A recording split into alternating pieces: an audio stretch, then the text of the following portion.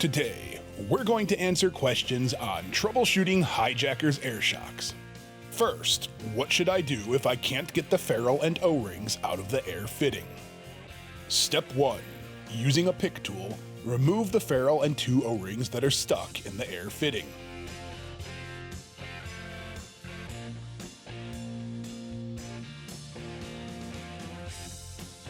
Next, slide the tube nut, ferrule, and the 2 O-rings onto the air line.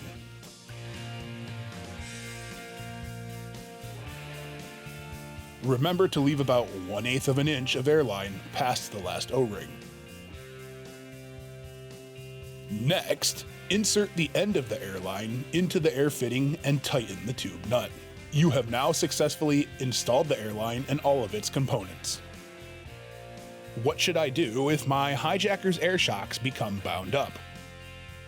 Step 1. Spray penetrating oil under the dust tube.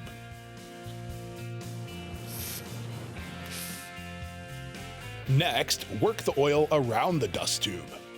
Step 2. Blow air directly into the air fitting to extend the shock. Then, collapse the shock by hand. Step 3. Repeat steps 1 and 2 until the shock extends smoothly. When adding air to a bound-up shock, you will hear a popping noise once the air sleeve has freed itself up. Then, leave the shock fully extended. Step 4. Insert the air lines into the shocks and attach a tire gauge to the Schrader valve. Step 5. Monitor the air pressure with the tire gauge and spray in the following areas with soapy water to identify air leaks. If an air leak is present, the soap will bubble up. What should I do if air isn't flowing through my shock's 90-degree angle air fitting?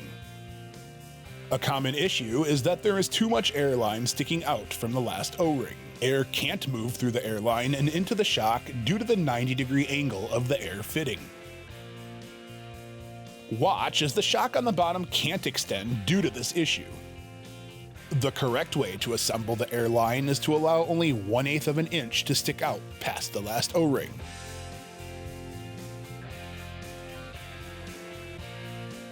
Watch as the shock on the bottom can now fully extend due to the correct configuration of the airline.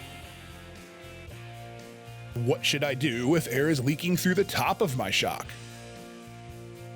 The seal around the top of the shock must be flush against the top I-ring to allow for no air to escape. The seal must be up like this. If a part of the vehicle or bracket is hitting here, it will prevent the seal from being flush, and an air leak can occur. Lastly, what should I do if air is leaking from my Schrader valve? Using a valve core removal tool, make sure that the Schrader valve is tight, as it is possible for air to leak from the valve when loose. Thanks for joining us today. If you have any additional questions, please give us a call at 800-999-3903 or visit us online at Gabriel.com.